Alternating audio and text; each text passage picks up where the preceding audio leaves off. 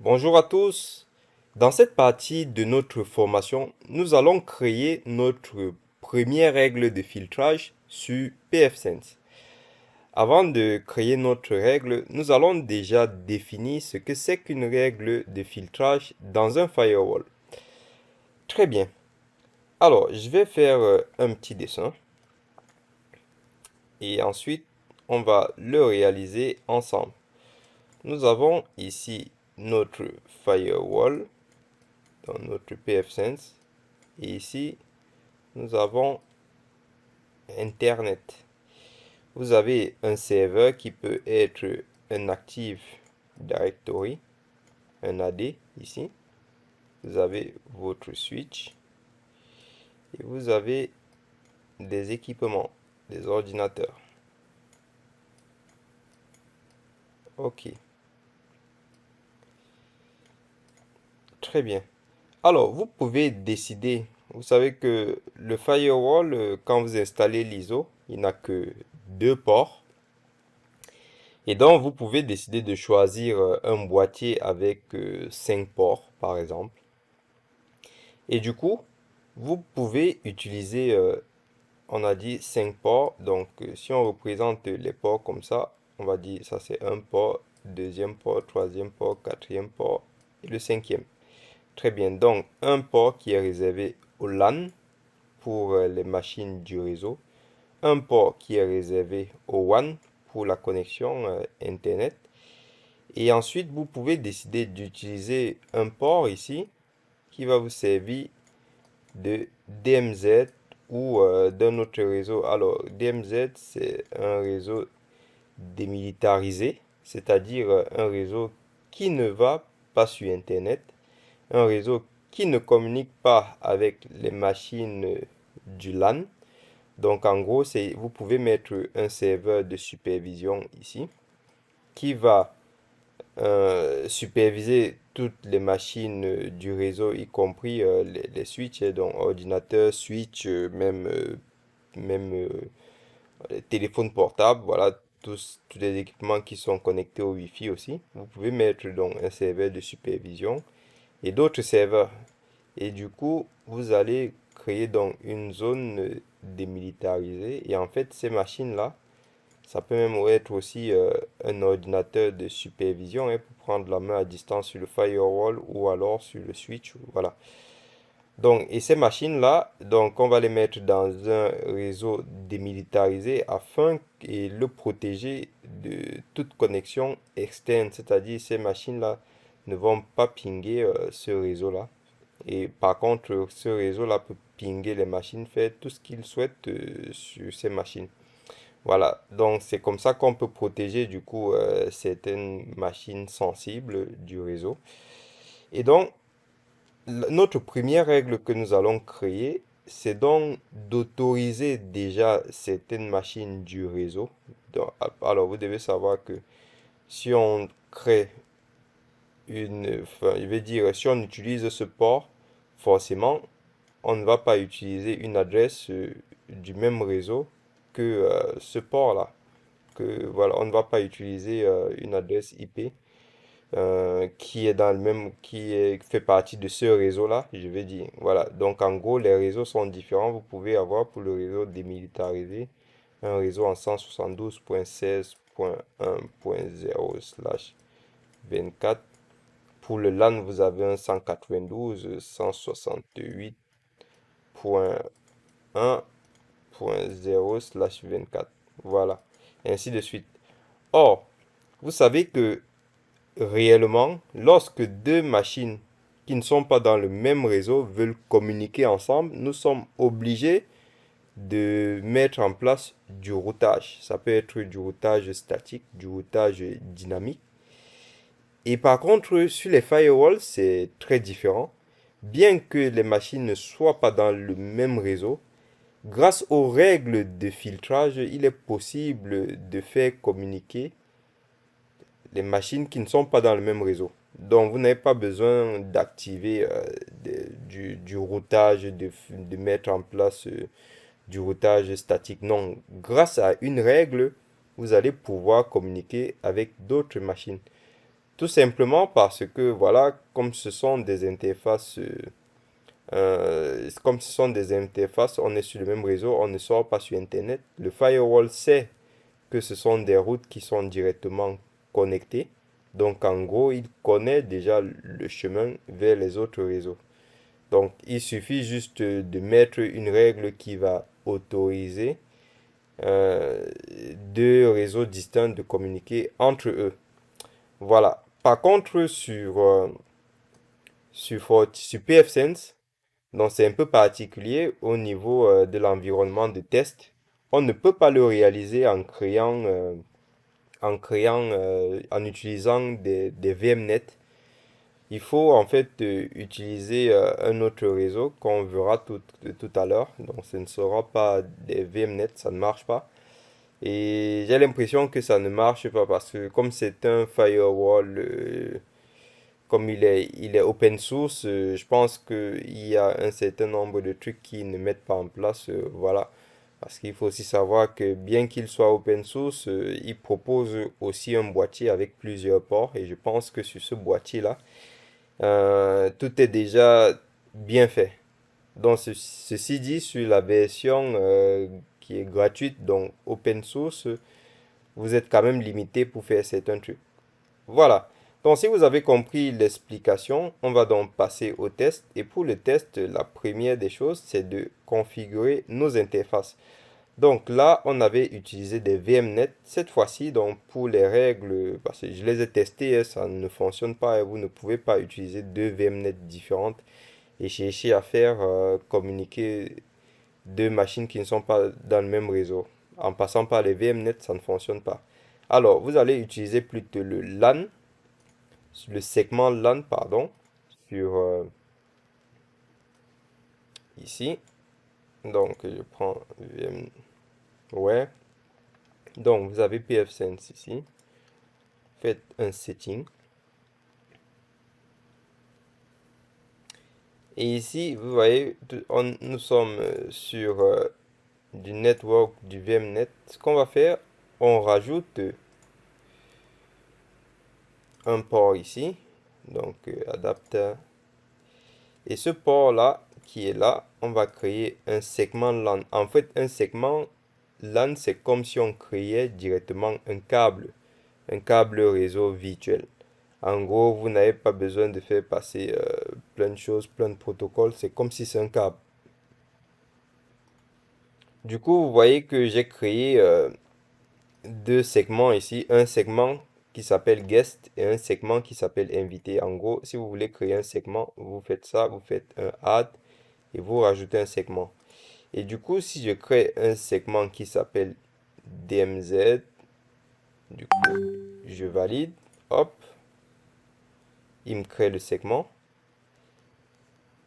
C'est comme s'il me créait aussi, là il m'a créé une carte, mais ce n'est pas une VMNet, c'est une autre carte. C'est un peu comme une carte de réseau, voilà, physique, on va dire. Alors, je reviens ici, je repars sur Setting. Je vais créer un deuxième segment. Donc, en gros, ce qu'on va faire, c'est qu'on va juste utiliser une interface pour avoir la main pour l'administration. Et ensuite, on va utiliser une autre carte qui sera notre réseau LAN et une carte qui sera le réseau DMZ. Ok. Donc, je rajoute encore. Hop, voilà. Là, et je vais l'appeler guest. Guest, on va dire que c'est mon réseau LAN. Très bien. Donc, les deux cartes sont créées. Du coup, je reviens donc sur l'interface d'administration. Je vais actualiser. Et là, je vais aller dans affectation, interface. Alors, je vais redémarrer plutôt. Donc, état, hop, on se diagnostique. Redémarrer. Ok. Ok, donc, admin.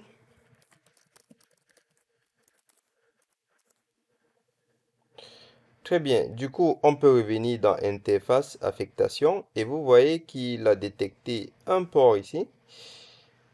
Donc, il fait ajouter. Par contre, il est là, ce port. OK. Ensuite, je remets l'autre port. On va faire comme ça. Je vais l'appeler. Donc, on a dit LAN. Et je refais ajouter ici. Voilà, j'ai mes deux ports. Ensuite, je clique dessus. Je vais l'appeler LAN 2 ou bien guest.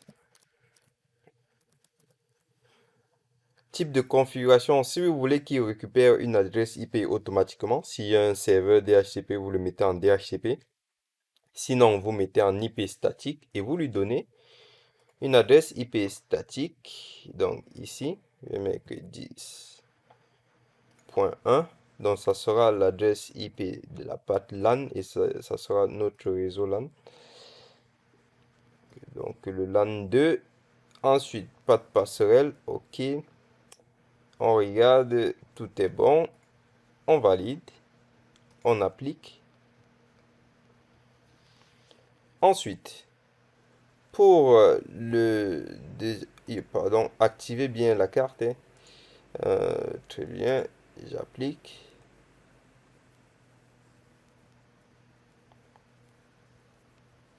Voilà. Ensuite, bon, je vais revenir ici. Hop, affectation. Je prends le deuxième. Je vais appeler celui-là DMZ. Hop. Et ici, je vais mettre pareil une IP statique. Une adresse IP en 172.16.200/24. J'active la carte. Je valide. Et j'applique.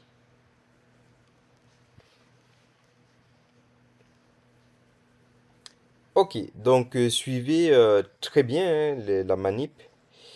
Maintenant, comme nous sommes je vais activer le DHCP sur les deux interfaces. Donc, je viens ici, serveur DHCP. Vous voyez que vous venez. Donc, on laisse le LAN. Pour l'instant, on ne le désactive pas, sinon on perd la main. Donc, on vient sur guest. On active ça. On active ça. On en a déjà parlé. Vous prenez la première plage ici. Dans la première, ouais, adresse. Ensuite, la dernière, vous mettez là. Serveur DNS, vous pouvez mettre ceux de Google. Passerelle, vous ne mettez aucune. Et pour moi, c'est tout bon. Donc, je valide. Ensuite, je viens sur le réseau DMZ. J'active. Je copie première adresse. Hop. Dernière adresse. Hop. Serveur DNS de Google. Hop. J'enregistre. Alors. Hop. Donc c'est bon. Hop. Voilà, c'est bon. J'enregistre. Très bien. Maintenant, je vais aller vérifier si ces cartes sont bien activées. Donc, vous avez vu ici, adapter 4, c'est bien LAN segment. 3, un LAN segment. Donc, vous pouvez revoir ici, hein. Moi, je préfère prendre la main avec un autre logiciel. Hop, ici. Je fais admin. Alors, donc vous voyez bien que la configuration a été prise en compte. Voilà. Maintenant, je vais aller tester avec une machine cliente. Alors, je vais déjà aller sur la machine cliente. On va considérer que cette machine, c'est une machine du LAN de Guest 2.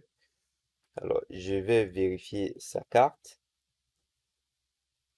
Hop, je regarde ici. On me dit que c'est bien Guest 2. Donc, normalement, guest 2, si je regarde l'adresse IP, hop, 172.16.1.1. Donc, je repars ici, je revérifie interface. Donc, guest 2, on a bien dit qu'on est sur le réseau. Par contre, on est sur le réseau 10 ici, donc c'est pas bon. Alors, j'ai peut-être un problème de nomenclature.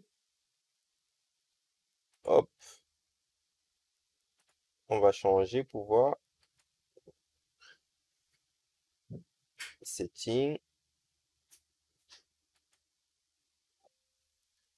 On va mettre ici DMZ, on va voir. Peut-être que j'ai un problème de nomenclature. Alors, ce qu'on va faire, hop, on va faire comme ça, hop. Et ici, on va mettre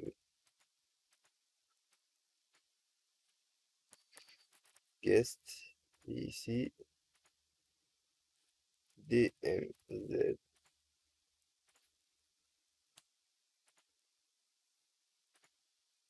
Comme ça.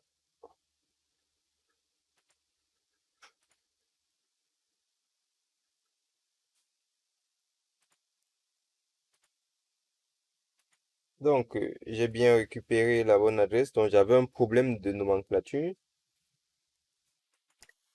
Donc, ça c'est bon. Nous sommes sur le bon réseau. Ensuite, je vais aller sur le serveur parce que c'est le serveur. Le serveur, on doit le mettre dans une DMZ. Donc, ici, setting. Ici, je le mets sur la DMZ. Hop, je valide. Très bien, je vais vérifier si on a la bonne adresse. Alors, non, j'ai pas la bonne adresse. Alors, je vérifie. Alors, donc c'est bon, il faut désactiver la carte et l'activer. Donc, je viens dans statut et j'ai bien les bons paramètres. Très bien. Maintenant, nous allons faire un test de connectivité pour voir si je peux pinguer. Alors, ici, on va aller là. C'est une machine du LAN qui cherche à pinguer une machine qui est dans la DMZ. Donc, hop, IP config rapidement. Donc, on a 10.3, on va faire un ping 172.16.1. On revient ici, on vérifie bien. IP config. Point 2. OK. 2. Je fais un tiret T. Et vous voyez que cette machine n'arrive pas à pinguer euh, le, le DC0, donc le contrôleur de domaine qui est dans la DMZ. Alors, je fais pareil dans l'autre sens, 10.0.2-T. Pareil, je n'arrive pas à pinguer dans l'autre sens. Donc, on est bon des deux côtés. OK, je vais revenir donc sur mon firewall pour mettre des règles pour autoriser du coup LAN guest 2 dans toutes les machines qui sont dans ce LAN de pinguer des machines de la DMZ. Pour cela, je vais aller dans les règles de pare-feu, règles, et là, vous voyez qu'il y a une règle par défaut qui bloque les adresses non assignées par l'IANA. Donc, vous ne pouvez pas supprimer cette règle-là. C'est une règle implicite. Du coup, pour ajouter une règle, il faut cliquer sur Ajouter ici. Et ce que je ne vous avais pas dit, c'est que pour ajouter une règle, vous voyez bien qu'il y a des flèches ici, en haut, soit en bas. Et vous pouvez déplacer aussi vos règles ici. Alors, qu'est-ce que le firewall fait? Avant tout, le firewall est là pour bloquer du trafic. C'est son rôle principal. Cela signifie que lorsque vous avez mis en place des règles, le firewall va lire les règles du haut vers le bas. La première règle sera donc la prioritaire. Ceci dit, si vous bloquez tout le trafic vers tous les réseaux et que vous venez mettre ensuite une règle en bas pour autoriser le trafic vers un réseau spécifique, ça ne va pas fonctionner parce que vous avez mis en place une règle qui bloque tout le trafic au début. Donc, ce qu'il faut faire, c'est bloquer un trafic spécifique et ensuite autoriser des trafics spécifiques vers d'autres réseaux. Voilà à peu près comment vous pouvez mettre en place vos règles. Donc, faites très attention avec ça. Ceci dit, pour mettre en place pour créer une règle, on va donc ajouter, puisque c'est notre première règle, on va l'ajouter et on va donc autoriser ici. Donc, on sélectionne autoriser. Vous pouvez autoriser, vous pouvez bloquer, vous pouvez rejeter aussi un flux. Donc, vous activez, vous pouvez désactiver la règle aussi. Donc, en gros, vous pouvez mettre en place une règle, au lieu de la supprimer, vous la désactivez et ensuite vous pouvez la réactiver quand vous le souhaitez. Voilà. Alors, faites très attention. Nous, on veut mettre en place une règle sur ce réseau-là. Donc, il faut bien sélectionner le réseau approprié. Cliquez sur Ajouter, Autoriser, ou bloquer, ou rejeter. Donc, nous, on veut autoriser. Ensuite, on a bien la bonne interface. Donc, si vous changez d'interface, la règle ne fonctionnera pas. Donc, spécifiez bien les bonnes interfaces ici. Et l'avantage, c'est que vous pouvez directement aller créer la règle en sélectionnant l'interface que vous souhaitez. Donc, on est bien sur la bonne interface. C'est bien de l'IPv4. Au niveau des protocoles, on ne laisse pas, nous, on veut bloquer par exemple les pings. Et pour bloquer les pings, c'est le protocole ICMP. Vous sélectionnez tout ou alors vous sélectionnez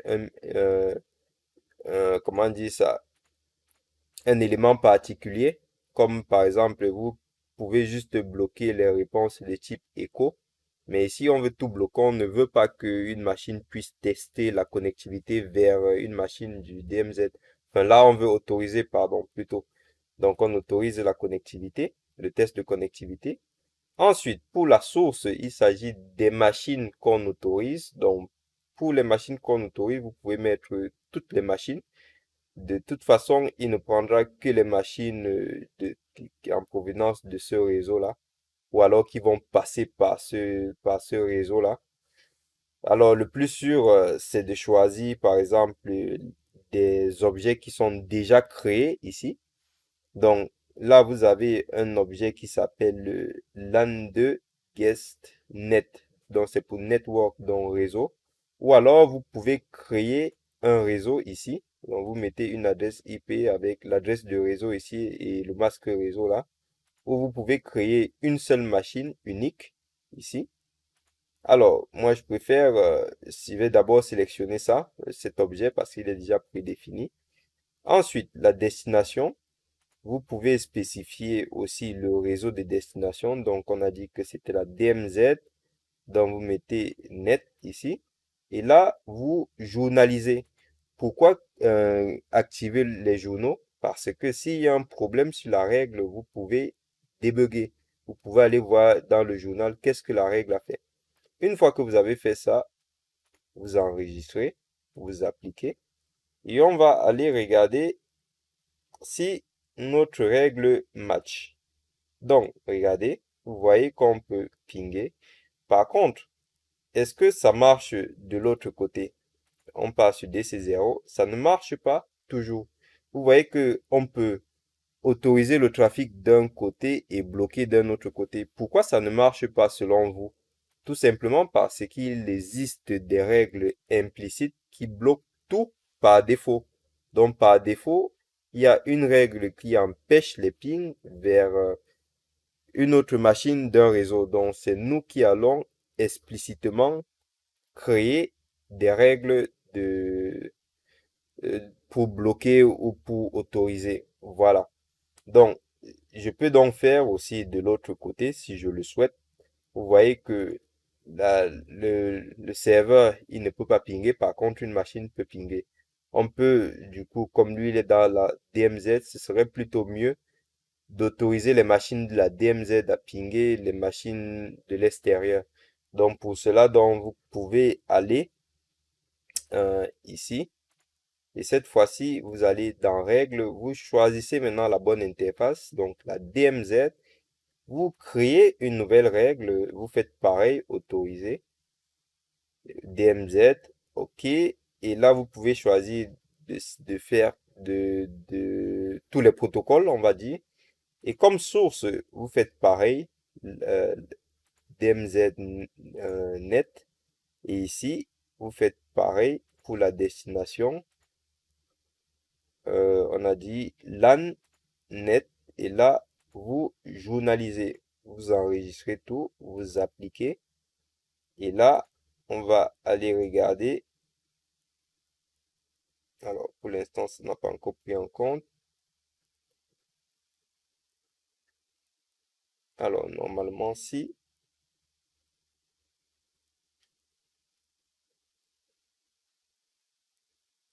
Ok, on va aller regarder ce qui s'est passé.